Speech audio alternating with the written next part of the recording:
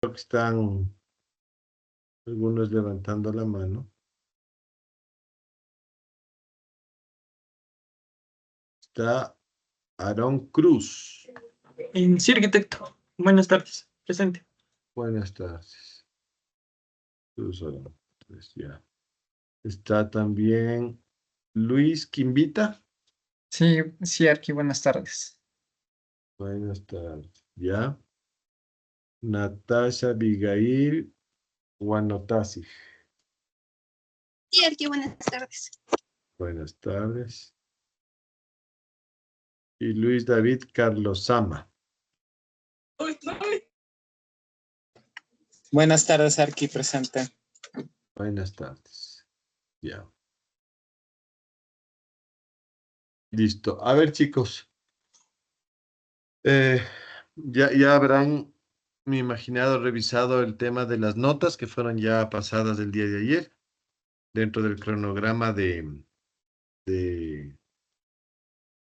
pase de notas que tiene la universidad.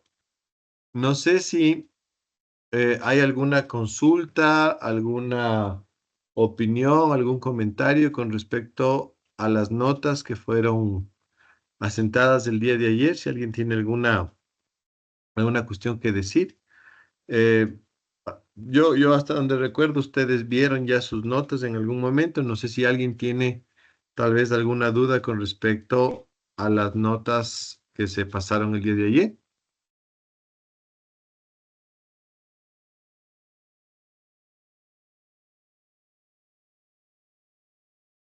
Bueno, asumo que el silencio simplemente deja claro que están claros con respecto a por qué tienen esas notas.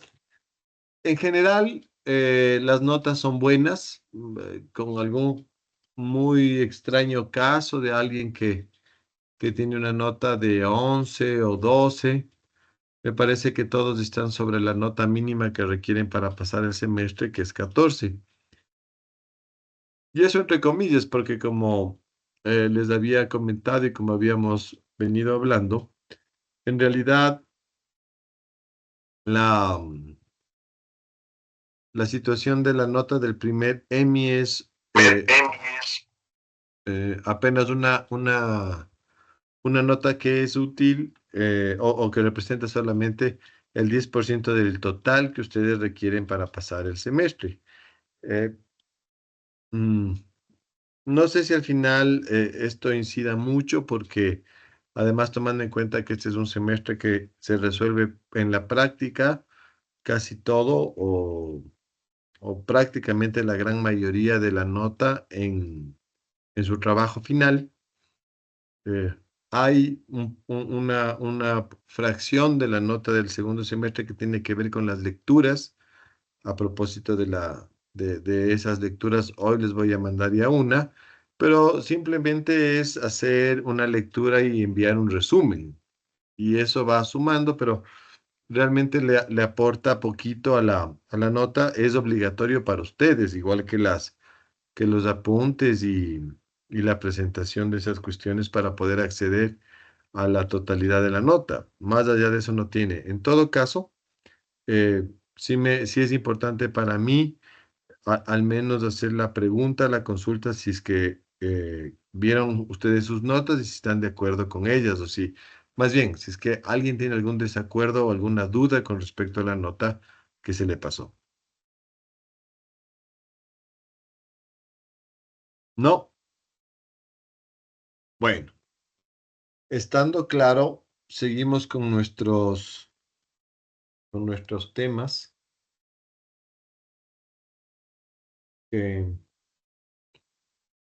un poco, veníamos la última clase, vimos eh, el tema de Adolf Loos. ¿Sí recuerdan, no? ¿Sí o no?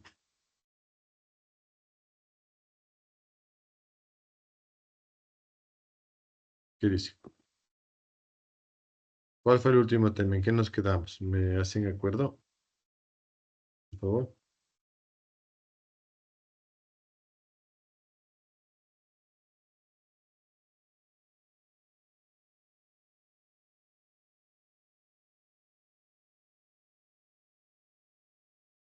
¿Sí o qué? A ver, Jocelyn, Tobar, ¿qué vimos la última clase? Hágame acuerdo. No No te recuerdo los... bien aquí. No, voy a ¿En, traer la libretita de en notas. serio? ¿Y Es si que no les le ente- decido tomar un examen ahorita? Abraham, ¿qué dices? No sé si estoy en lo correcto, pero habíamos visto lo de la Deutsche Werkbund y estábamos viendo sobre, bueno, habíamos llegado hasta Peter Beres y lo que había Ya, hecho por eso. ya. Entonces estábamos viendo el... Pero finalizamos el tema de la Deutsche Welle, ¿verdad?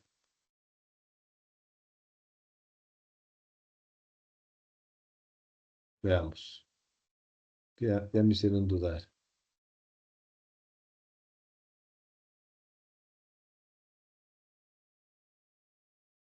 Estábamos hablando del tema de las fábricas modelo, ¿sí? ¿Eso recuerdan? Hasta ahí llegamos, ¿no es cierto? El tema de las fábricas modelo. Está bien. Entonces, a ver, vamos hoy a hablar sobre Adolf Loos y antes de meternos en esta conversación, quiero que ustedes vean ahorita en la sección de archivos del Teams, donde dice material de clase, ahí hay unos textos.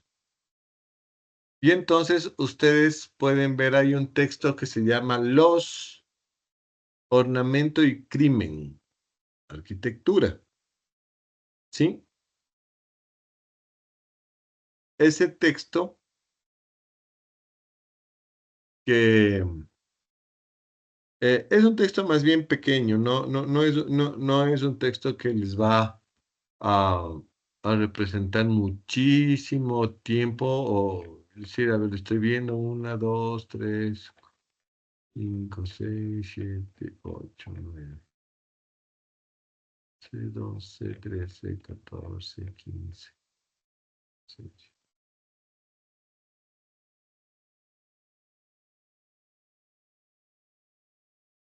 Son 26 páginas apenas, ¿sí?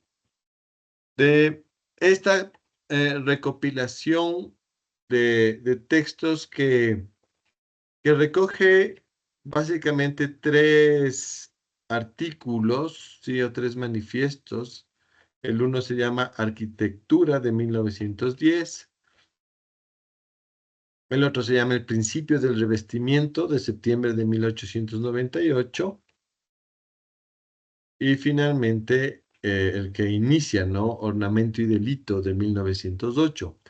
Son 3 textos de Adolf Loos, el arquitecto o el autor del que vamos a hablar la clase de hoy, que en buena parte es un arquitecto que está operativo, digamos, o cuyo trabajo coincide con muchos de los temas que nosotros estuvimos hablando en las clases cuando hablábamos de la protomodernidad, ¿no? Toda esta serie de autores que comenzaron en la escuela de Chicago, eh, acuérdense, Tony Garnier, Violet Leduc, en fin, todos los arquitectos.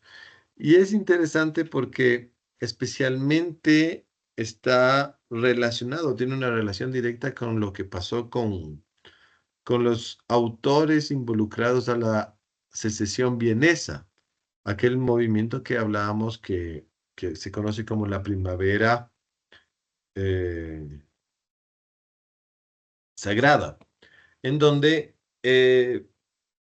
veíamos, entre otros, bueno, todos liderados por el gran pintor Gustav Klimt, pero donde veíamos básicamente en el tema de arquitectura la obra de Joseph Hoffmann, José María Olbrich y Otto Wagner, ¿sí?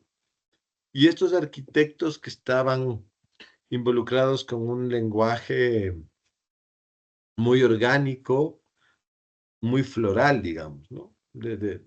A tono con todo lo que estaba pasando en esta época. ¿Por qué hablamos de Adolf Loos por separado? ¿Sí? Cuando pudo haber estado en alguna de estas al menos en el tiempo, coincidió efectivamente con algunos de estos autores.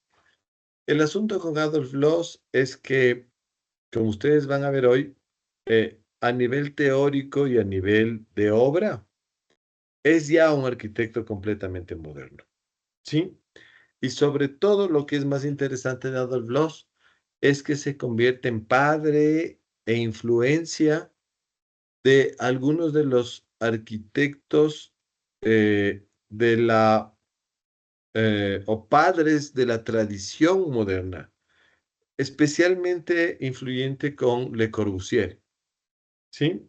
A quien efectivamente conoció y con quien estableció una amistad duradera, ¿no? No, no es el caso, no es que no tendría otros amigos, ¿no? Como es el caso de Auguste Perret o el caso de Tony Garnier, que ya les había comentado, me refiero a Le Corbusier. El asunto es que la gran admiración que sentía Le Corbusier por Adolf Loos le llevaron a que buena parte de los principios teóricos y conceptuales con los que Adolf Loos desarrollaba su obra fueran transmitidos directamente a la obra de Le Corbusier. ¿Sí? Y entonces los textos que ustedes van a leer justamente tienen como objetivo que ustedes aclaren cuál es esa teoría. Me refiero a la de Adolf Loos, que se ve resumida básicamente en estos tres textos cortos, manifiestos, digamos. El ornamento y delito, el texto relacionado con su visión personal de la arquitectura y con este manifiesto tan interesante que tiene que ver con los principios constructivos del revestimiento, ¿no? Del trabajo del revestimiento sobre, la arquitectura, es decir, la piel del edificio, ¿sí? Y entonces estos tres textos los tienen que leer, los van a leer y los van a entregar de hoy en 8, es decir, el próximo martes. No les voy a forzar mucho con la lectura para el próximo jueves, sino más bien para el próximo martes. Ustedes leen los textos y de cada texto presentan o envían un resumen crítico, ¿no? Que puede ser a nivel de diagrama, que puede ser a nivel de resumen escrito, lo que ustedes quieran. Si es un texto, lo tienen que escribir a mano. Si van a hacer un mapa conceptual, alguna cosa así, lo pueden hacer en computadora. Y eso lo envían, como siempre lo hemos hecho, como una tarea más a mi correo hasta el martes. O sea, de hoy en 8. ¿De acuerdo? ¿Sí? ¿Está clara la tarea?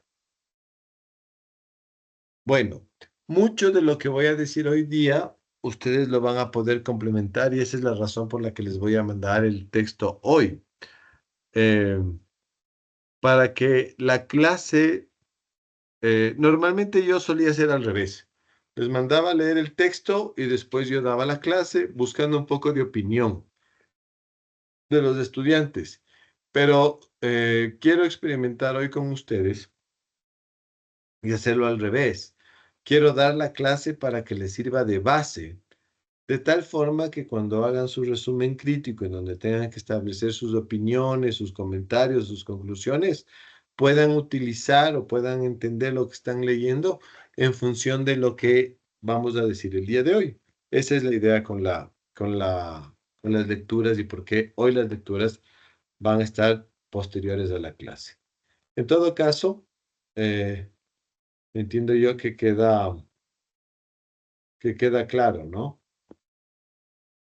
¿Sí? ¿Alguna pregunta con respecto al deber? ¿No? Aquí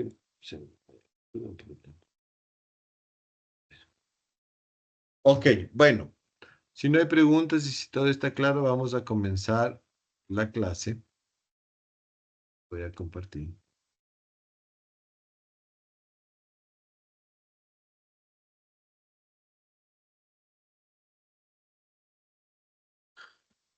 Me confirman si se puede ver. Abraham, estás con la mano arriba. No sé si es lo que alzaste antes o no, ya bajaste.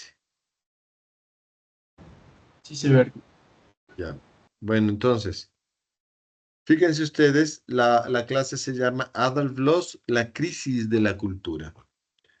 Y, y me gusta mucho este título que Frampton le da a este capítulo que vamos a ver, porque de alguna forma muestra cuál era la personalidad de Adolf Loos. Era un tipo totalmente crítico, ¿no? Eh, el periodo en el que actuó es desde 1896 a 1931, coincidente con mucho de lo que hemos hablado, es decir, finales del siglo XIX y primeras décadas del siglo XX. Adolf Loos, que nace en 1870, eh, es lo que se espera de un personaje ya adscrito a la modernidad. Es, si quedan posibles dudas con respecto a algunos de los personajes de los que hemos hablado cuando hablábamos de la protomodernidad, como el caso de Sullivan y Adler, por ejemplo, o Levallois Janey, o qué sé yo, los mismos arquitectos modernistas o arts and crafts, sobre su papel en la arquitectura que nosotros conocemos como moderna, debido al uso de ciertos elementos decorativos, a ciertos eh, elementos que recuerdan a veces a la arquitectura clásica o a la arquitectura decorativista del pasado. Es importante la figura de Adolf Loos porque efectivamente su posición es claramente crítica y contraria a todo lo que había pasado antes. Por eso es que yo creo que Adolf Loos ya se puede entender como un arquitecto propiamente moderno, como uno de los padres de la arquitectura moderna. Perdón, cierto es que, que vamos a ver que eventualmente en un par de obras aparecen ciertos elementos que podrían medio confundirse con periodos anteriores. Sin embargo, de aquellos elementos, la gran mayoría de su arquitectura es comparada con la de la época, una arquitectura revolucionaria. Y eso lo van a ver ahora, porque ustedes mismos podrán eh, eh, ver en las imágenes que les voy a presentar las diferencias entre lo que han visto hasta ahora, ¿sí? De pronto pueden haber ciertas similitudes o ciertas coincidencias más que similitudes, porque en realidad no se parecen mucho, pero puede ser que haya más coincidencias con la forma de pensar más que con el trabajo de los arquitectos involucrados con el movimiento de la Deutsche Werkbund, ¿sí? Es decir, de este movimiento de industriales y diseñadores que terminaron, especialmente en la mano de Gropius, en una arquitectura ya claramente moderna. Pero lo que es interesante de Adolf Loos es que él eh, ejerce en una ciudad en donde se supone hay rezagos todavía de esa Viena en Austria, capital mundial de la cultura, ese centro cultural poderoso que se había afianzado en la ciudad de Viena en el siglo XVII, en el XVIII y en el XIX. O sea, si ustedes ven buena parte del arte barroco y del arte neoclásico, tiene como exponentes importantes a autores austriacos, ¿no? En el caso del arte, que ya les había dicho antes, o sea, no es de gratis que un movimiento como la secesión haya tenido tanta fuerza en Viena, porque es una sociedad tradicionalmente consumidora de arte. Recuerden ustedes el caso Ludwig Amadeus Mozart, de Beethoven, ¿sí?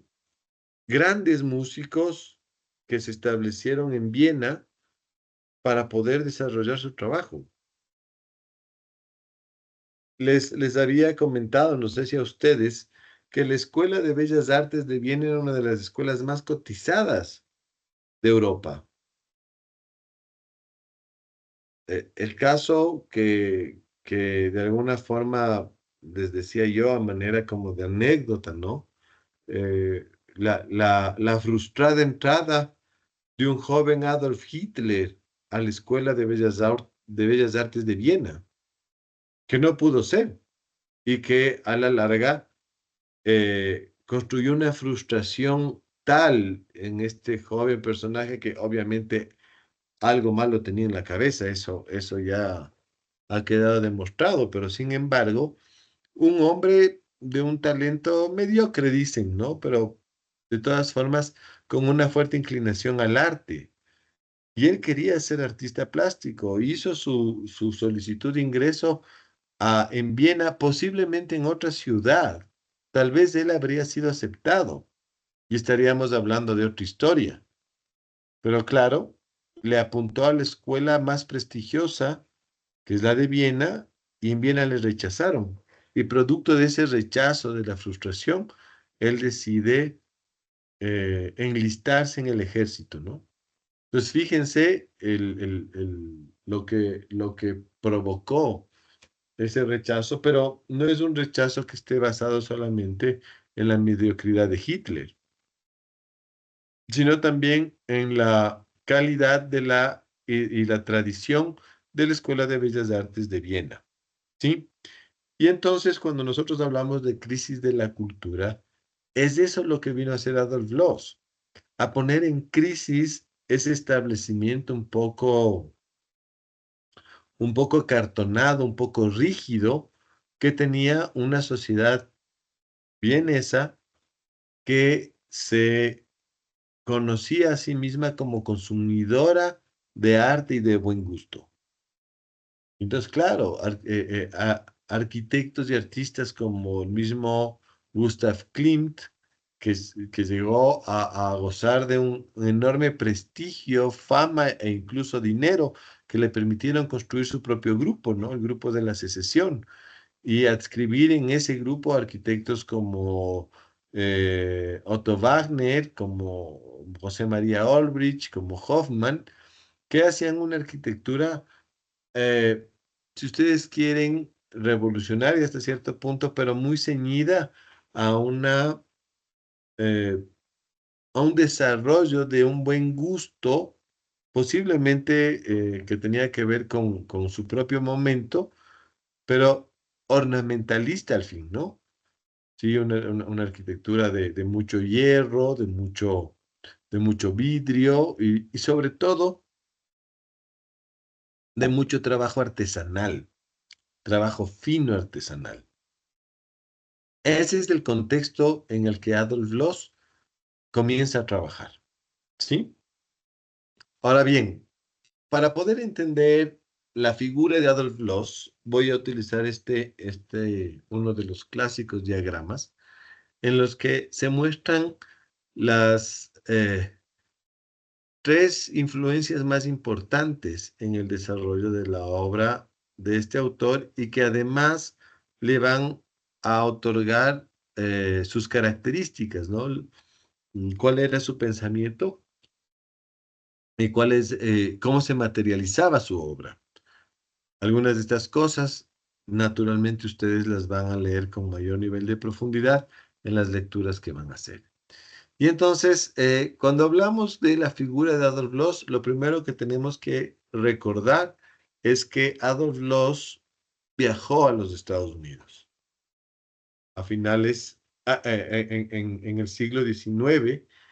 Él se embarcó como muchos otros migrantes que estaban en una situación complicada, pero siendo arquitecto de todas formas, se embarcó a los Estados Unidos a probar suerte. Y de una forma coincidencial, digamos, termina trabajando en la ciudad de Chicago. termina aprendiendo el oficio de parte de Louis Sullivan, de Adler y de algunos personajes de la Escuela de Chicago. Y esta experiencia a Adolf Loos le va a cambiar su vida, ¿no? Él a partir del momento en el que llegó a los Estados Unidos y durante todo su trabajo en los Estados Unidos, lo que hizo es adquirir una enorme admiración por cómo se hacía arquitectura y cómo funcionaba la cultura estadounidense.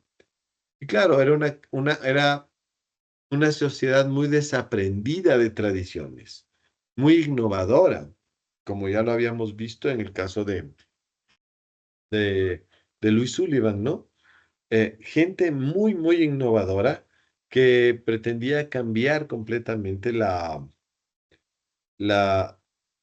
forma de hacer arquitectura que se tenía en el mundo. Le era especialmente importante todo el desarrollo técnico y tecnológico, ¿sí? Las estructuras de acero, la utilización de los revestimientos, la utilización de la nueva tecnología como el ascensor, en fin, todas estas cuestiones que estaban siendo aplicadas en los Estados Unidos, él las aprendió de primera mano, ¿no? Y claro, cuando decide regresar a Austria para poder ejercer su profesión, él va a tratar de llevarse todos esos conocimientos adquiridos para mostrarlos en su obra, ¿sí? Entonces, esta es la primera fuente que hay que entender. Una segunda fuente tiene que ver con su aprendizaje, su formación arquitectónica. Y para esto lo que es importante aclarar es que para cuando Adolf Loos estudia arquitectura, está vigente el sistema de aprendizaje de la arquitectura clásica romana, grecorromana, ¿no? O de origen clásico grecorromana, que es lo que conocemos como la arquitectura del racionalismo o la arquitectura de la ilustración. Y entonces, ¿qué es lo que se aprende? Se aprenden estilos, ¿no? Esa es la teoría de la arquitectura del siglo XIX. Los estilos, la utilización de los estilos. Pero lo que es importante en el caso de Adolf Loos es que la fuente de ese aprendizaje es un arquitecto alemán de apellido Schinkel. Schinkel, a Schinkel se lo considera el gran padre de la arquitectura moderna alemana. ¿Sí?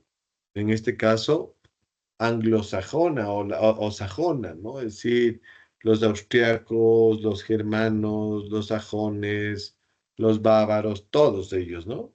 En general, tienen una especie de tronco común y todos estas culturas que funcionaban en ese contexto eh, tienen como gran maestro a Schinkel, que es un arquitecto neoclásico que es muy influyente porque tiene una obra que pretende abandonar el esquema clásico romano para fundar una nueva expresión clásica, mucho más acorde a la realidad del siglo XIX, naturalmente, ¿no? De la época en la que él vivía. Y eso, pues, tuvo mucha fuerza en Alemania y, obviamente, como era lógico pensar, esa fue parte de la formación que recibió Adolf Loos, la de la arquitectura neoclásica de Schinkel, que es muy abstracta. Es decir, es una arquitectura bastante más eh, protomoderna, ¿no? De alguna forma. Y finalmente, la última característica que es importante y que de pronto es de lo más influyente es su crítica al movimiento de la secesión. Sí, los criticó de frente, se declaró enemigo de ellos y también es crítico con el movimiento Arts and Crafts inglés. Él los consideraba los dos como parte de la misma situación. Y yo creo que tiene también razón, porque el movimiento secesionista, como todos los movimientos de, de este arte de finales del 19 y principios del 20, está como que muy, muy conectado a través de la admiración de la arquitectura orgánica, a través del resultado que les contaba de la utilización del metal como material de construcción, esta decoración orgánica. En fin, todas estas situaciones estaban vigentes y, como les dije, a Adolf Loos no le gustaba para nada, ¿no? No tenía simpatía ni por esa arquitectura ni por ese arte. Y entonces él comienza a trabajar y comienza a generar ciertas características de su arquitectura que pueden reducirse a esta lista de temas o de puntuaciones conceptuales. La primera, que está directamente relacionada con su aprendizaje de la arquitectura en los Estados Unidos, es esta aparente dicotomía, esta relación dialéctica entre el interior y el exterior. Sí, hay una doble expresión en la arquitectura. Por un lado, hay un exterior urbano que se relaciona con el contexto, con la ciudad, y sobre todo que tiene un papel comunicativo, ¿no? De solidez, de limpieza, de sobriedad. Muy muy alemán, ¿no? Que él finalmente lo trae de autores como Sullivan y como Frank Lloyd Wright. Les había comentado que Frank Lloyd Wright fue pupilo de Louis Sullivan también. Y cuando Sullivan y Wright trabajaban juntos, hicieron una serie de casas para clientes de Sullivan en los que se mostraba una versión similar de esta dicotomía. Sí, tanto Sullivan como Wright solían resolver sus arquitecturas hacia el exterior con una cara muy urbana, muy sobria y de alguna forma muy solemne, ¿no? Muy solemne. Sí, es una arquitectura más pesada que tenía mucha presencia para construir ciudad. Y en cambio, hacia el interior eran mucho más experimentales, mucho más cálidas, mucho menos reglamentadas, mucho menos, mucho más afables, mucho más cálidas. Eso ustedes lo pueden notar en todas las casas que diseñara Sullivan y muchas de las casas que también diseñó Frank Lloyd Wright, ¿no? Todo su primer periodo. Y entonces hace su propia interpretación, Adolf Loos, y se lleva esa idea, ¿sí? Una suerte de doble expresión. Siempre vamos a ver un tratamiento en el interior y una cosa muy diferente hacia el exterior. Es casi como que no se espera, ¿no? Viendo un exterior, no se espera lo que pasa al interior. Esa dicotomía es importante. Otra de las características de la arquitectura de Adolf Loos, y tal vez aquí ya no estoy mucho de acuerdo con mi propio texto, ¿no? Porque yo les pongo que el material lujoso como decoración.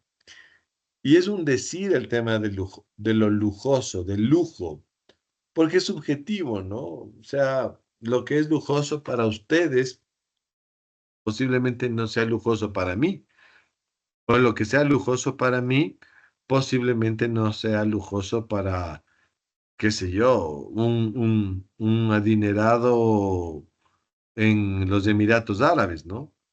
Hoy justo tenía una conversación con respecto a este tema y por ahí con un cliente hablábamos de relojes. Y entonces yo le hablaba y le decía, bueno, para mí un reloj caro es un reloj de $600, ¿no? Y él me decía, no, para mí un reloj, y yo hablaba de una marca que a mí me gusta mucho, que se llama Tissot, que son relojes suizos. Y este cliente, en cambio, me decía, no, o sea, para mí un reloj eh, fino, un reloj bueno es un Hublot, por ejemplo, que vale $6,000.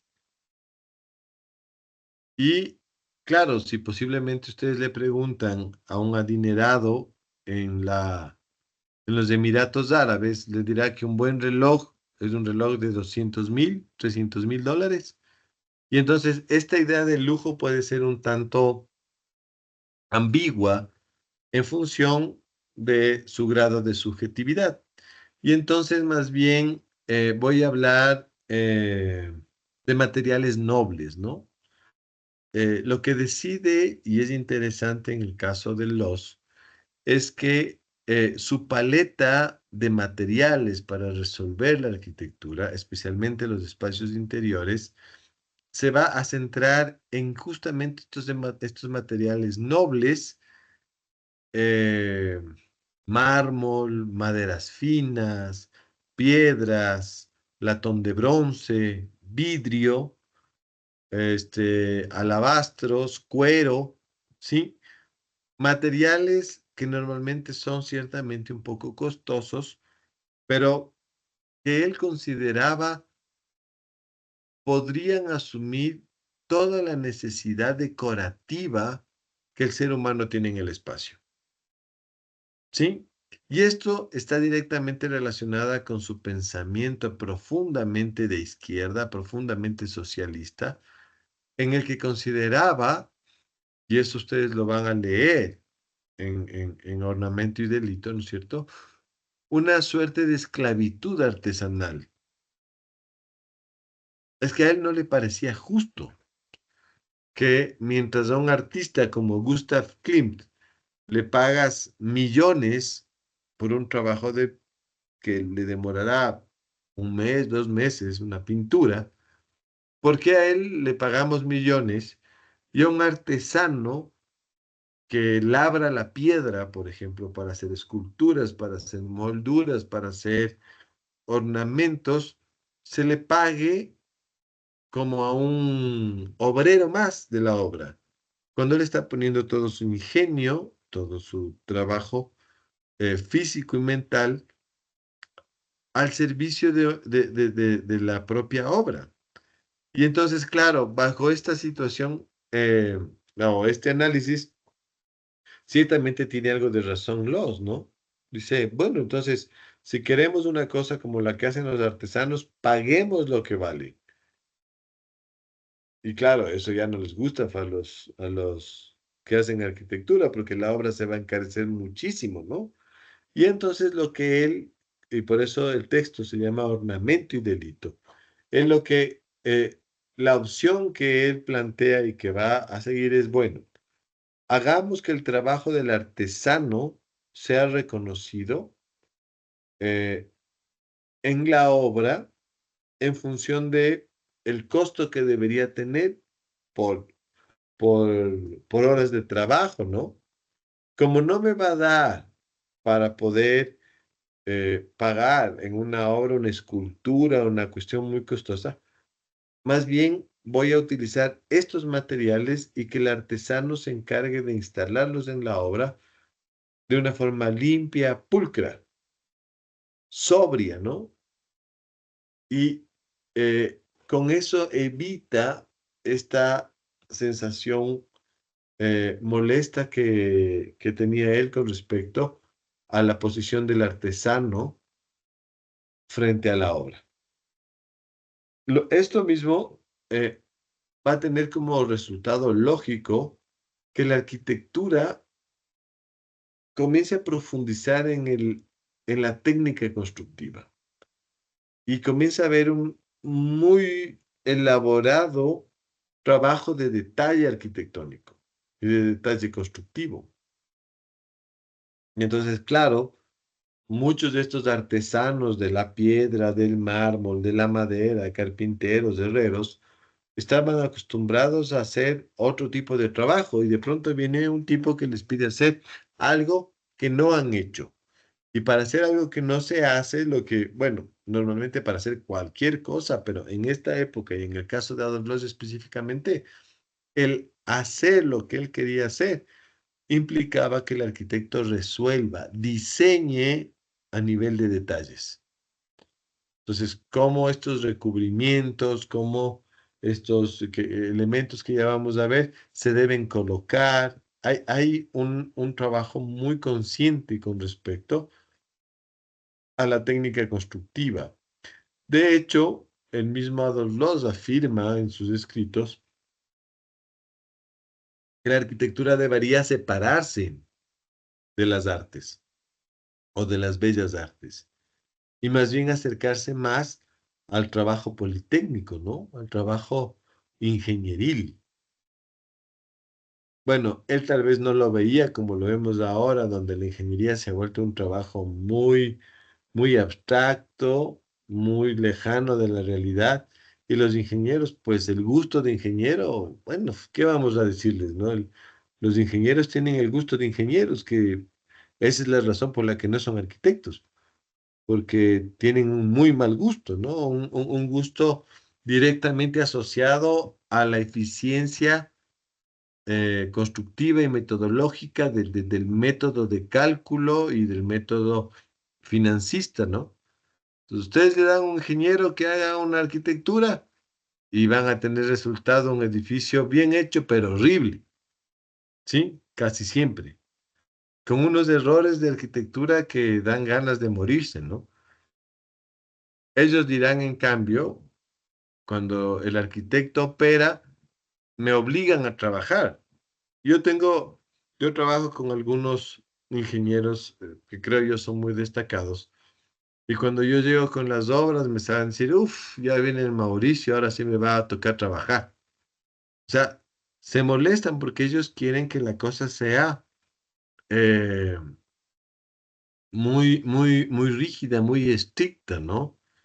Y entonces, claro, les cuesta resolver cuando eh, la propuesta de sostén del edificio no se ajusta a esos parámetros que ellos les han enseñado y que les han dicho que son los más eficientes. ¿Sí?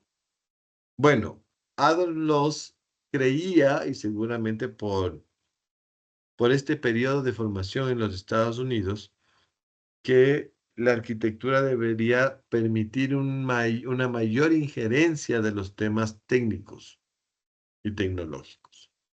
¿Sí? Y finalmente, ahí aparece el que se podría considerar su mayor aporte a nivel teórico y conceptual relacionado con el espacio arquitectónico, el round plan. ¿Sí? Que es un tema que creo que es mejor describirlo en las imágenes, ya lo vamos a ver, pero no es otra cosa que una solución espacial interior en los edificios de la arquitectura, en donde el espacio se vuelve más complejo, se complejiza intencionalmente. El mismo autor, Adolf Loos, dirá, se enriquece, se vuelve un espacio más rico, porque hay una mayor presencia de elementos. Pero no solamente elementos superficiales, no solamente elementos materiales. En el caso del round plan, estamos hablando de una complejización espacial alrededor de la diferencia de niveles o de un juego de niveles en el interior. Esto que les estoy diciendo que puede sonar un poco raro, lo van a entender efectivamente cuando comencemos a ver la obra. ¿Sí? Y entonces aparecen algunas cosas, esto de acá, el bar americano, una de sus primeras obras al regresar de los Estados Unidos, en 1907, en la ciudad de Viena,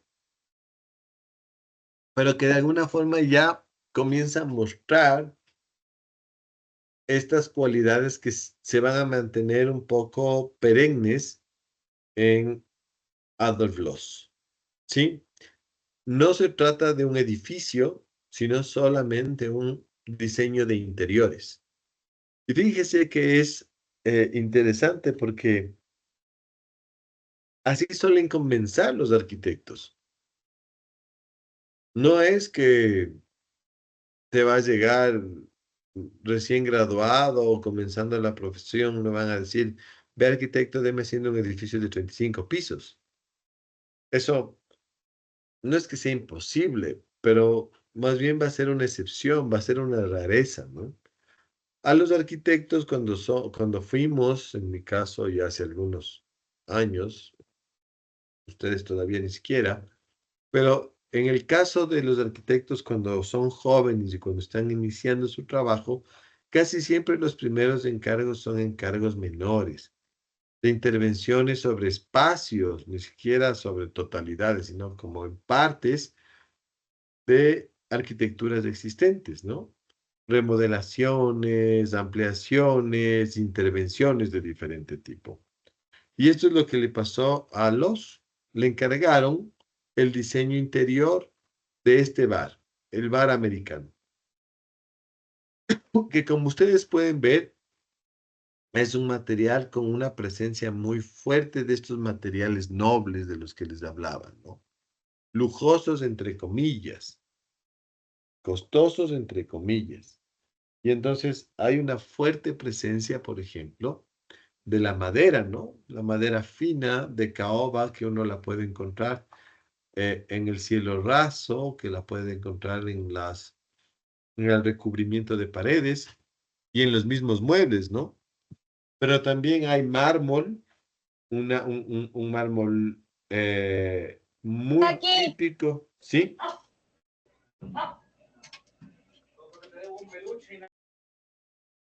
¿Decías algo, Alison?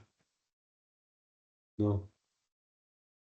Bueno, les decía que este espacio que tiene una característica de estar prácticamente recubierto en su totalidad.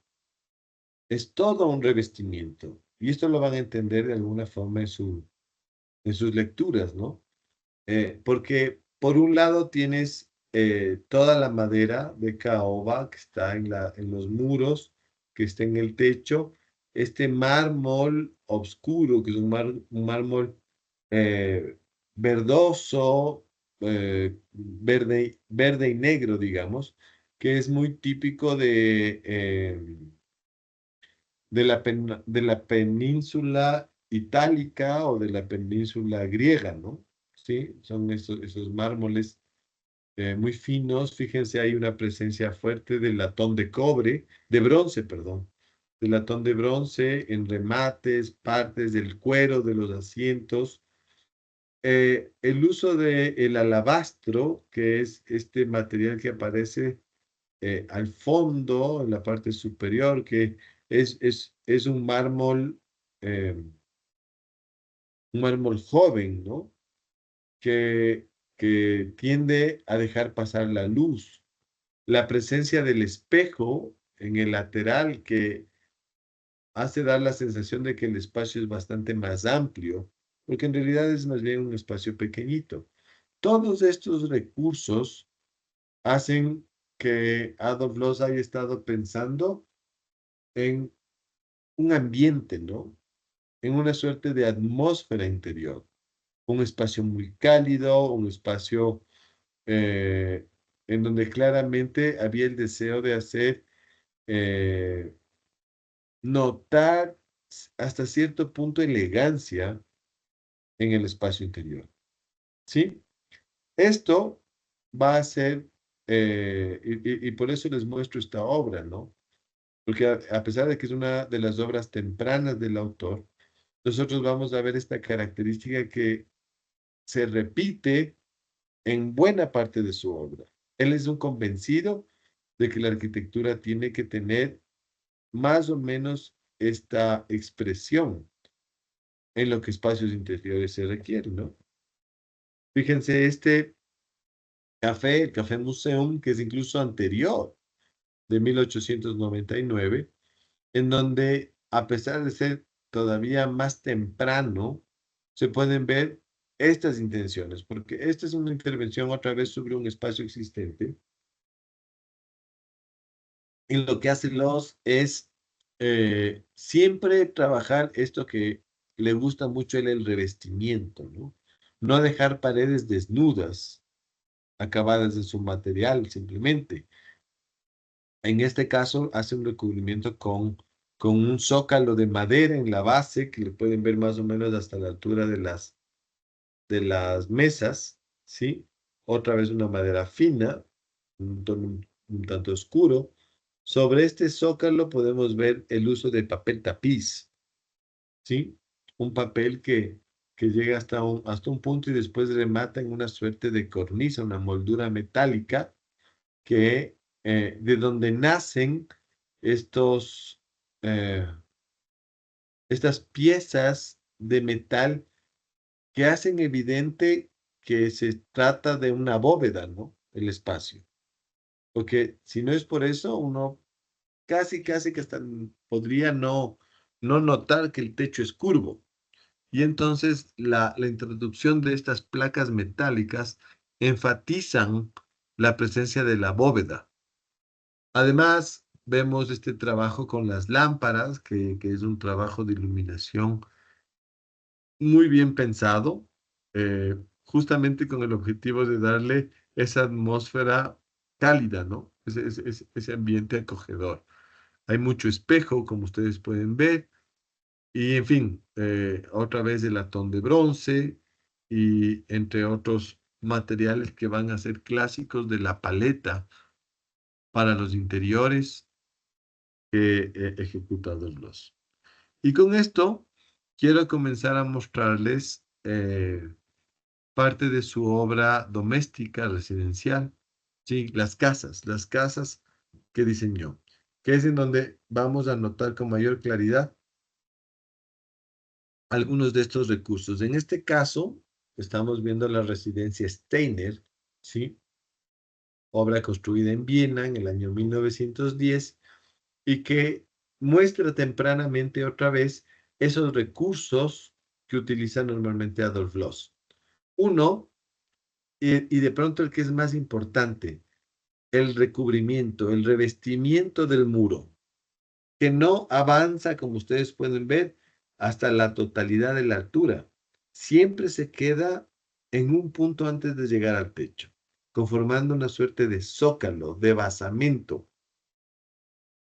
Es una especie de recurso expresivo que le permite a él decir, ok, la pared es de bloque, la pared es de ladrillo,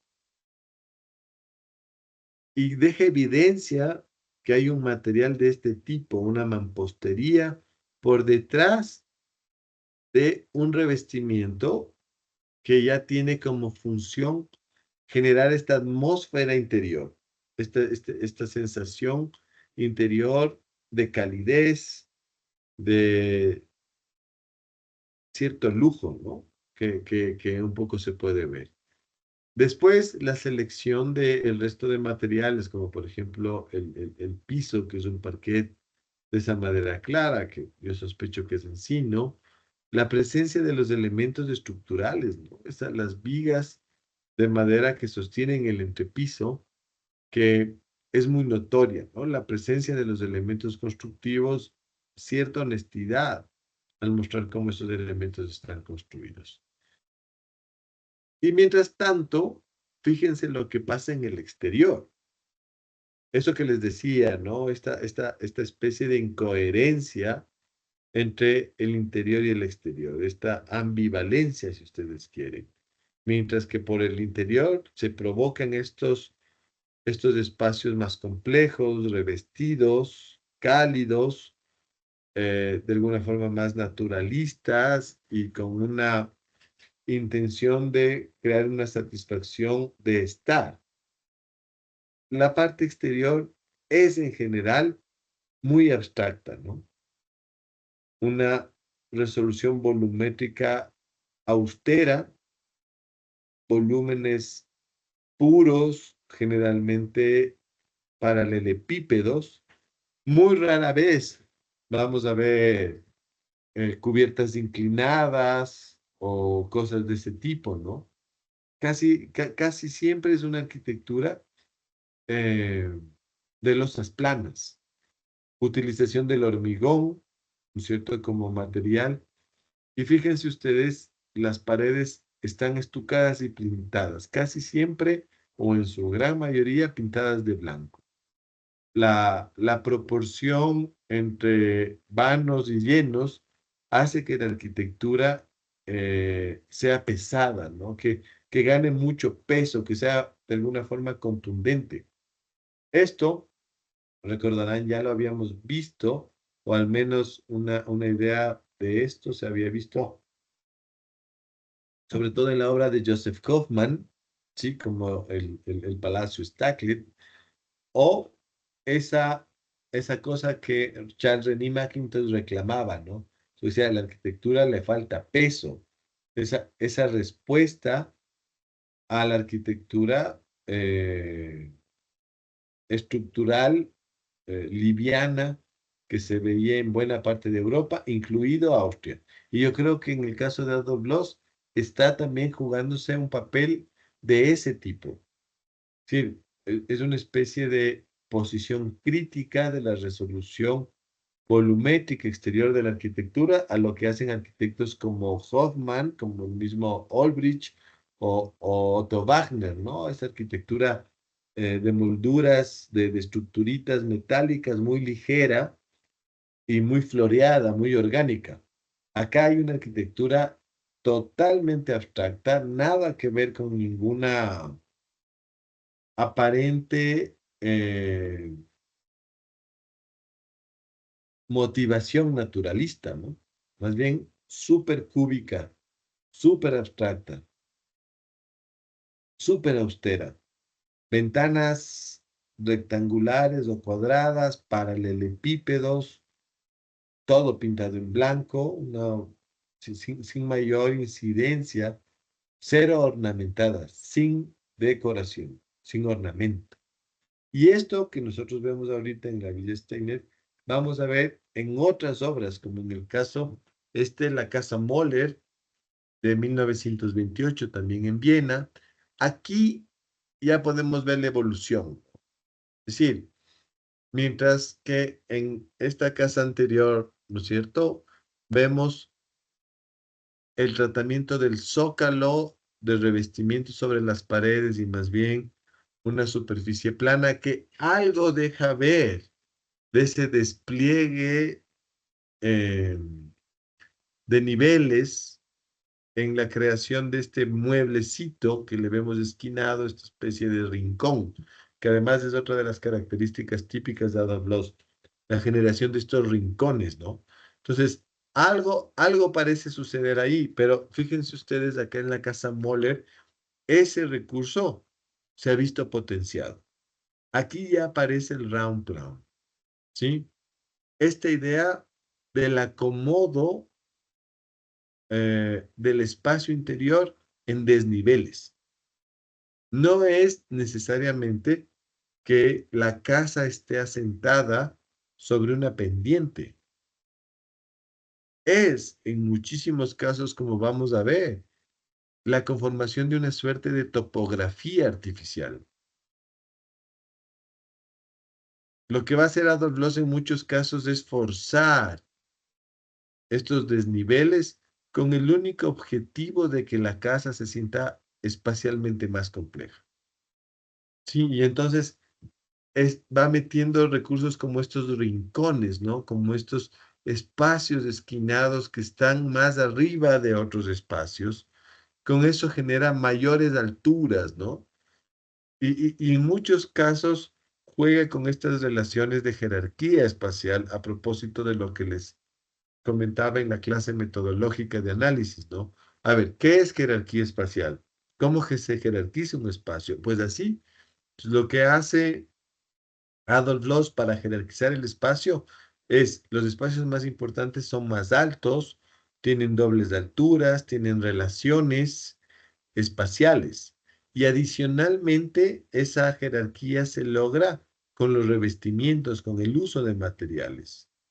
Sí, en este caso, como pueden ver ustedes ahí el uso de una madera fina, lacada, brillante, pero que funciona solamente como un revestimiento, y eso es lo interesante. No es una madera tallada, no es una madera excesivamente trabajada, es solamente la panelería, ¿no? Los paneles de la madera al natural que parecen otorgarle esa carga decorativa que requiere el autor. Entonces, ¿para qué hacer? Entonces comienza a manejar elementos que se juntan en esta suerte de despliegue. Fíjense ustedes el recubrimiento de los muros en este lado se vuelve un mueble, ¿no? Se mueve un mueble de pared.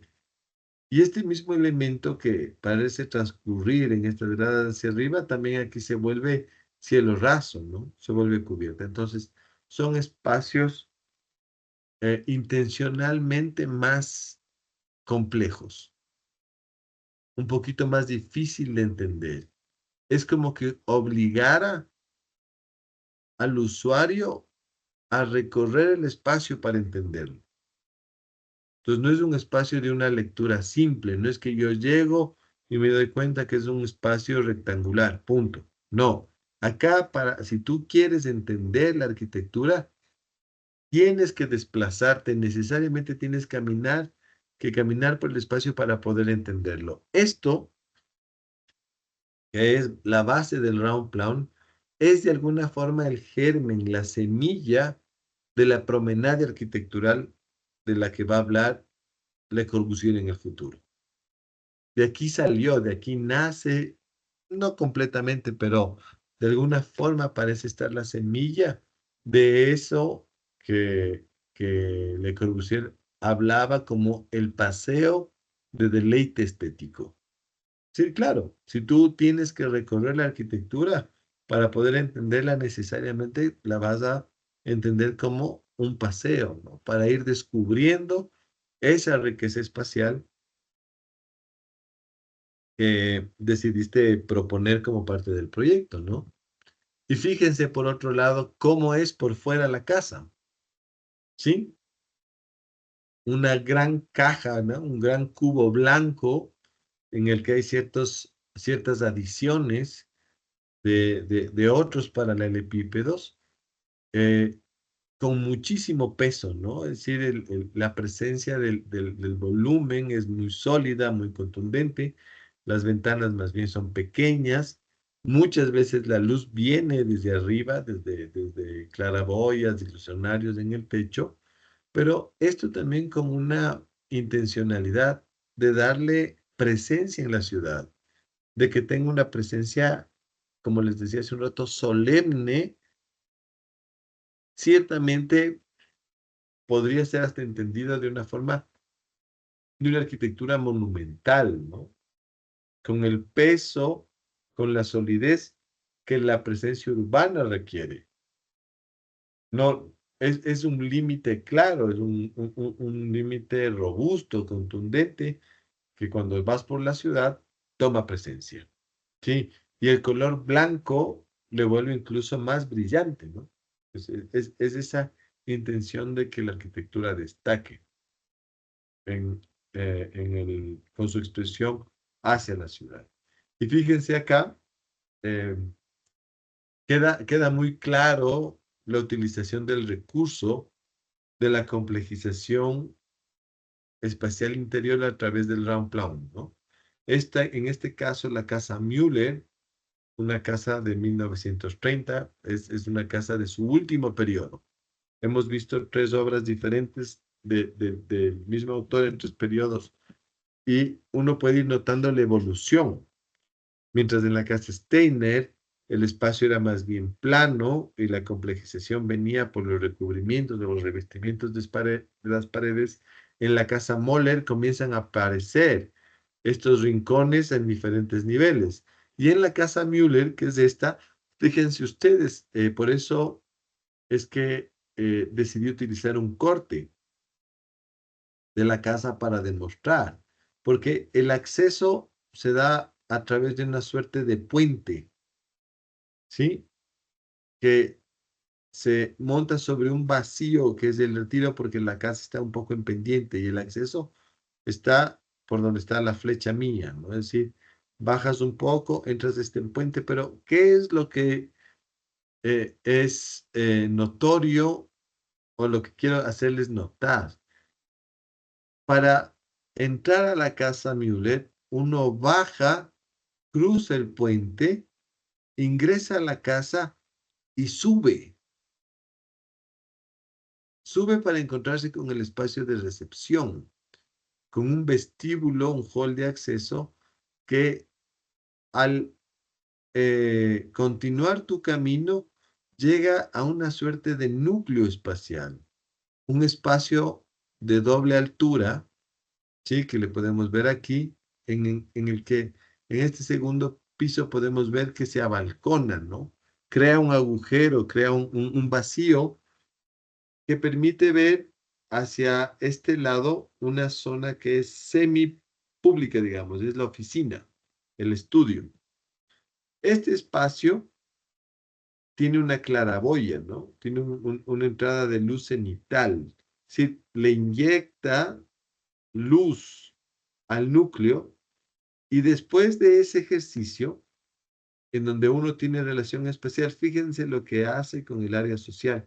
Comienza a bajar, como que se tratara de una pendiente, pero es totalmente artificial porque sube para bajar más todavía. Eso que parece un sinsentido, ese subir para bajar, no es otra cosa que esta expresión del Raumplan, ¿sí? Esta suerte de topografía artificial, porque si imagínense, el ingreso más o menos está aquí donde está la flecha y ustedes ponen una línea recta. Ya, pues, o sea, casi que podrían tener un acceso a la altura de la calle, como normalmente uno pensaría debe pasar, pero no, él lo que hace es descender, pasar por el retiro, a través del puente, entrar a la casa y a través de este primer tramo de escalera, subir hacia el vestíbulo y después baja, baja, baja, ¿cierto? Baja, hay un descanso, baja otra vez y se encuentra en este que es el nivel del comedor. Y después baja todavía más para llegar a la sala. Lo cierto es que, ¿qué tienes aquí? Una sala de altura y media. Un espacio, una secuencia de dos espacios jerárquicos. Por un lado, el espacio a doble altura del vestíbulo y por otro lado, una sala, el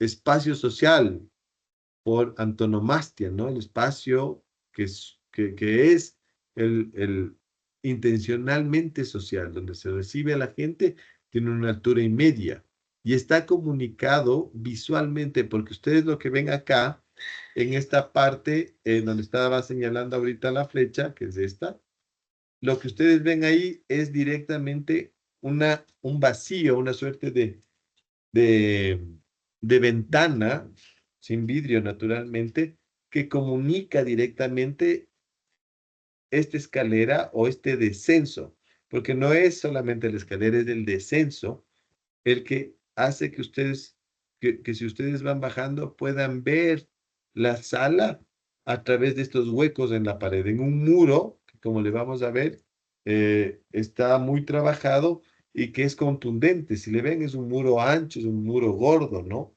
Que tiene mucho, mucho volumen, digamos, y por lo tanto tiene mucha presencia. Esto se ve así, lo que les decía. Este es el interior de la casa Müller. Y fíjense ustedes lo que les decía, ¿no? Por aquí más o menos está el corte, ahí ustedes pueden ver la grada, ¿sí? La escalera esta. Y entonces, claro, se abren estas ventanas, estos huecos que permiten una lectura total o muy amplia de todo el espacio, pero no es una lectura abierta del todo, ¿no? Sino que juega mucho con con unos, con una secuencia espacial. Y claro, tienes aquí un espacio de sala, un gran espacio social, y por aquí detrás está una escalera que sube. Aquí tienes un primer descanso más o menos a esta altura y se puede ver el comedor. Y por esta grada subes hasta el vestíbulo y en donde te vas a encontrar con el espacio a doble altura. Y entonces es un espacio pensado para crear sensaciones. Es muy sensorial, fenomenológico, podríamos decir. ¿Sí? Eh, y fíjense ustedes del trabajo de recubrimientos, ¿no? Ahí está este mármol que recubre todas estas paredes y genera el zócalo, pero sobre el zócalo en la parte de acá está las paredes de ladrillo y bloque revestidas, alisadas, mientras que la sala tiene en cambio un cielo raso liso, el comedor tiene un cielo raso de madera. Es decir, hay muchas texturas, muchos materiales, muchos revestimientos, diferentes formas de ingresar la luz al espacio, a veces por ventanas, a veces por claraboyas. Hay múltiples niveles que, como vemos, no necesariamente son naturales, sino son artificiosamente topográficos. Ese es el Raumplaum. Esa es la teoría, esa es la complejización del espacio, que como les decía, es uno de las semillas, ¿no? Un elemento seminal de la idea de la promenada arquitectural de Le Corbusier. Y esta, la casa Müller, fíjense cómo es por fuera. Otra vez esa relación dialéctica un tanto incoherente, ¿no? En un interior tan complejo, una resolución volumétrica exterior tan sencilla. Aquí es especialmente sencilla porque es casi una caja, ¿sí? Ya ni siquiera logramos ver aquellos apéndices volumétricos, ese juego de, de, de diferentes niveles en vertical, ¿no? Ya no hay entradas ni salidas, no hay salientes, no hay nada. Es una resolución, prácticamente un cubo abstracto, en donde aparecen estas pequeñas ventanas y listo, ¿no? En la parte superior hace un pequeño remate, ¿sí? Con una suerte de juego con el alféizar para impedir que la lluvia cuando caiga manche la pared blanca y nada más. Entonces, es una solución muy austera, muy sobria, muy limpia y muy abstracta a la vez, que como les decía, parece no tener el mismo, parecen dos cosas completamente diferentes. Es que eso es lo que él quería provocar, justamente esta diferencia entre la expresión urbana del edificio y un espacio íntimo totalmente diferente, ¿no? Muy cálido y obviamente muy receptor de la actividad íntima de los usuarios. Esto, que normalmente pasa en casas, también de alguna forma se expresa en los edificios más grandes. Este, posiblemente el edificio más famoso de este autor, el edificio que hoy es un banco, el edificio Goldman Sachs, que originalmente tenía una doble función, que era vivienda y una famosa tienda de ropa, unos sastres de estos que son muy costosos. Y fíjense ustedes que comienza a ver esta misma expresión que la veíamos tan normal en Louis Sullivan y Adler, ¿no? Claro, la solución de un solo edificio en altura que separa a través de esta diferencia material el zócalo, que tiene que ver con la función pública, el almacén, y en este caso, esta eh, suerte de evolución de la caja blanca que veíamos en sus casas, lisa, abstracta y con las perforaciones muy ordenadas, sin ninguna decoración, porque esto que ustedes ven aquí, estas jardineritas, cuando no son de la obra original tenía solamente las ventanas. Y Adolf Loos, cuando pusieron estas jardineritas, les demandó, ¿no? ¿Y cómo se atreven a poner esas jardineras horribles en mi edificio. Bueno, tiene que ver con el hecho de cómo él veía al edificio como un elemento muy abstracto. Pero además de todas estas cuestiones que tienen que ver con su propia formación, fíjense que Adolf Loos es súper respetuoso con el contexto urbano, ¿no? Ya no es el caso de la necesidad de destacar con el volumen abstracto, blanco y puro que veíamos en las casas, sino que a pesar, y ustedes pueden ver aquí al lado derecho, cómo es la resolución del edificio vecino. Es un edificio muy decorado, ¿no es cierto? Claramente barroco, y incluso con una presencia de cúpulas, en fin, un poco de cuestiones, pero lo que hace Adolf Loos es respetar las alturas, ¿no? O sea, reproduce la relación de altura con los elementos del contexto, aunque él no es muy aficionado a los techos inclinados, produce una cubierta inclinada que tiene un altillo con el único objetivo de integrarse a la realidad de la ciudad, ¿no? Y entonces, a pesar de que los recursos son otra vez una arquitectura muy pura, muy limpia, incluso se da la posibilidad de utilizar una cornisa de remate, una cosa rarísima en él, pero es una cornisa muy limpia, muy sencilla y que tiene como objetivo mantener la línea urbana, ¿no? La altura del resto de edificaciones vecinas, con la idea de consolidar la manzana de una forma sólida, ¿no? Contundente. Bueno, después, como les decía, otra vez el uso de este mármol verde propio del Adriático, ¿cierto? Aparecen unas columnas, obviamente con un lenguaje ciertamente clásico, porque en este caso se nota que hay un basamento, un desarrollo y un capitel, ¿no? Un fuste y un capitel, pero lo hace también de una forma muy limpia y solamente para destacar el acceso. Después, como les digo, nada que no habría hecho Louis Sullivan en algunos de sus edificios, con excepción de que en el caso de los, prácticamente en ausencia de elementos ornamentales. Muy poquitos. Por ahí unas molduras que podemos ver, la presencia de los capiteles, del basamento, pero igual muy sobrio, ¿no? Muy limpio.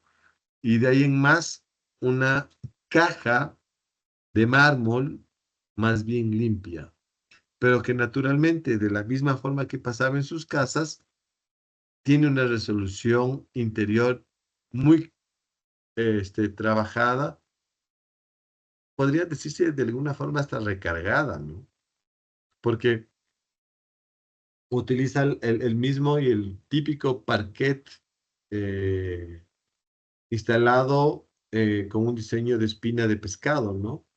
Eh, y juega con dos tipos de madera, la madera del piso, que es una madera de encino, clara, me temo yo que es de encino, y por otro lado las maderas oscuras, típicas de estas maderas finas, exóticas, ¿no? Como la caoba y de ese tipo de materiales, recubriendo paredes, recubriendo las columnas, recubriendo en este caso hasta las vigas, demostrando la estructura que tiene el edificio y en el fondo, por ejemplo, de esta grada, todo el espacio del mezanino es recubierta con esa misma madera.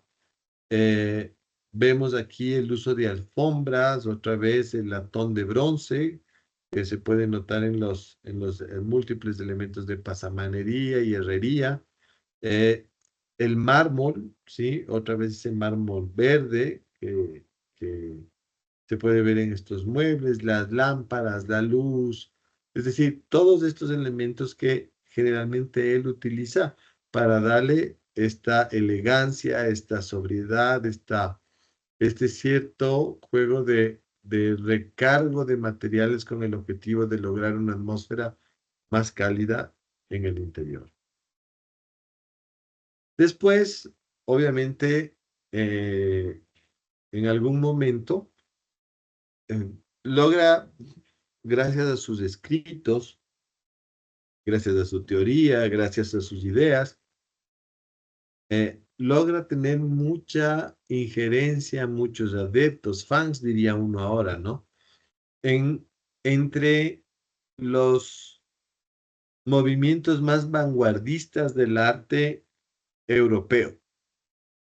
No tanto los austriacos, porque ya les digo que esta arquitectura que él hacía ciertamente era polémica.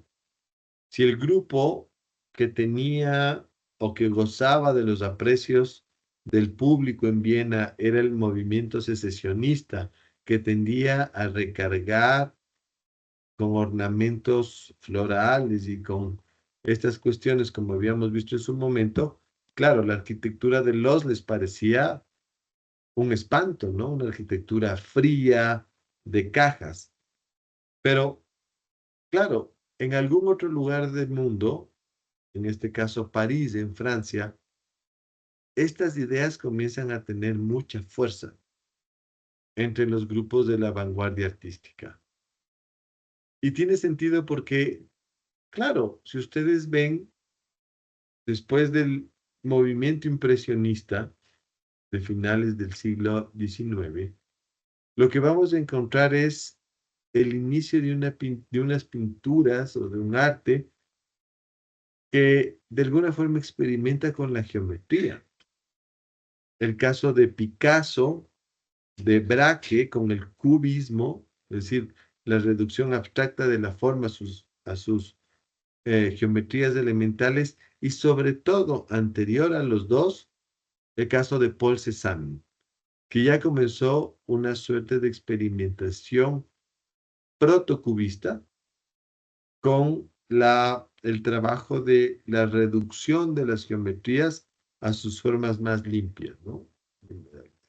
Estos paisajes que uno puede ver de Paul Cézanne, de la, de la, de la, de las montañas, de los Alpes franceses, ¿no? De las campiñas, de las praderas típicas de Francia, y en donde se puede ver esa cierta tendencia reduccionista a volúmenes más limpios. Entonces, si es que eso pasaba en el arte, y si efectivamente, como pasaba en París de las primeras décadas del siglo XX, eso causaba furor entre la sociedad intelectual, ¿no? La bohemia, era natural que lo que proponía Adolf Loos, porque a la final es una respuesta similar, pero en arquitectura. Y entonces comienza a viajar muchísimo y Adolf Loos se integra muy bien a ese movimiento vanguardista parisino. En este espacio va a coincidir con, otra vez con su amigo, entre comillas, Le Corbusier, porque para 1926 Le Corbusier ya está instalado en París. Y fíjense aquí lo que hizo es la casa de Tristan Tzara, un artista, crítico y coleccionista de arte francés. Y la casa, que es una casa más innovadora todavía, porque eh, sigue los mismos preceptos que vimos ahorita en el edificio de Goldman and Sachs, la utilización de un zócalo, pero en este caso recubierto de una piedra hasta rústica, se podría decir, ¿no? Una piedra al natural, para marcar el elemento de uso público, es decir, el estudio y las oficinas de Sara. Y en blanco aparece la vivienda, la casa, ¿no? Otra vez estos volúmenes, un volumen muy limpio, puro, muy claro, muy regido por la norma urbana, es decir, a línea de fábrica, bastante liso. Y fíjense un elemento que es interesantísimo, ¿no? La presencia de la cubierta jardín. Otro de los elementos que, como ustedes van a ver en un futuro, es una de las propuestas de los 5 puntos para la arquitectura moderna de Le Corbusier. ¿Sí? De ahí en más, los mismos elementos. Y finalmente les quiero mostrar esta, que es un proyecto no construido. La casa que le propondría a la famosa artista Josephine Baker, una artista del, del círculo bohemio de París, una mujer que era muy famosa, ¿no? En su momento, y que tuvo una relación, era amante de Adolf Loos, pero también era amante de Le Corbusier al mismo tiempo. Sí, ahí se la pateaba con múltiples piernas. Bueno, lo que pasa con Josephine Baker es que era la reina de la bohemia de un lugar que era ciertamente bohemio por, por concepto, ¿no? O sea, el París de principios de siglo era el lugar más loco del mundo, pero de largo. Y entonces Josephine Baker, que era la reina de ese contexto, pues increíblemente les puso a competir a los dos. Hizo un concurso para ver quién le hace la casa. Obviamente los dos se morían por hacerle la casa, pues, estaban enamoradísimos de Josephine Baker. Eh, y para dolor de Le Corbusier, finalmente Josephine Baker escogió el proyecto de Adolf Loos. Y creo que más allá de la anécdota que les estoy contando, la razón es que eh, Adolf Loos era mucho más cercano por estas ideas del revestimiento, del recubrimiento, a lo que Josephine Baker quería, ¿no? Mientras el joven Le Corbusier estaba eh, embelesado con sus ideas de la máquina, de una arquitectura muy maquínica y muy de provista, finalmente Adolf Loos, más allá de no ornamentar su arquitectura, el uso de los revestimientos sí le daba cierto, como vimos, ¿no? cierto aire de lujo, de calidez, que creo que es lo que le habrá gustado a Josephine Baker de la casa. Finalmente, como les digo, Josephine decidió comprarse un penthouse en un departamento en los Campos Elíseos, y no llegó a construir nunca su casa, ¿no? Pero es interesante el suceso porque de alguna forma también muestra la realidad en la que se movía Adolf Loos, el contexto de sus amigos, y un poco nos ayuda a entender también cómo, mientras era odiado y criticado en Austria, era amado y admirado en París. Y cuando hablamos de Adolf Loos, estamos hablando de un moderno, porque si tomamos como cierto lo que Walter Benjamin decía, la ciudad moderna, por, por definición, es justamente la ciudad de París. Y ahí es donde Loos murió y estableció su último trabajo. Y bueno, hasta ahí vamos a quedar. No sé si tienen alguna duda, algún comentario, alguna pregunta con respecto a la clase.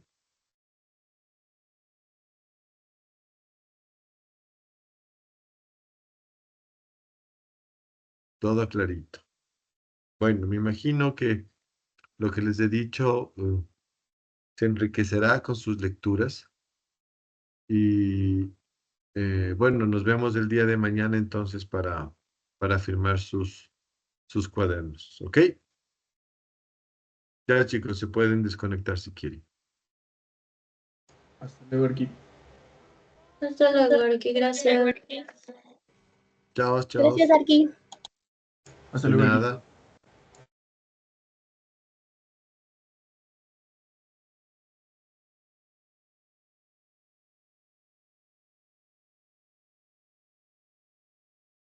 Arqui, ¿Sí? ¿Quién es? disculpe, Adriana. Lo que pasa es que entré a las 5:10 a la clase y no sé si me puede poner en lista, por favor. Le puedo poner atrasada, pero Ya, ya. ¿Quién más? gracias. Bueno. ¿Qué dice Nicole? ¿Qué Aquí quiere una decir? pregunta. En algunos grupos, con respecto a lo que es el trabajo que tenemos designado, me han comentado que, como la anterior clase nos dijo que supuestamente esta semana iban a recibir la información del archivo, los chicos que no estaban con respecto a vivienda, pero algunos tienen todavía dudas de que si esta semana va a ser lo de la información, porque aún no reciben todos la información. Sí, no, están trabajando en eso. Yo mañana hablaré con Juan Carlos y en esta semana comenzaremos ya a reunirnos para entregar el trabajo. Listo, aquí, gracias. Bueno, Arquis, una pregunta. sí. Entonces, los grupos que aún no recibimos la información, ¿qué podemos seguir haciendo en este tiempo?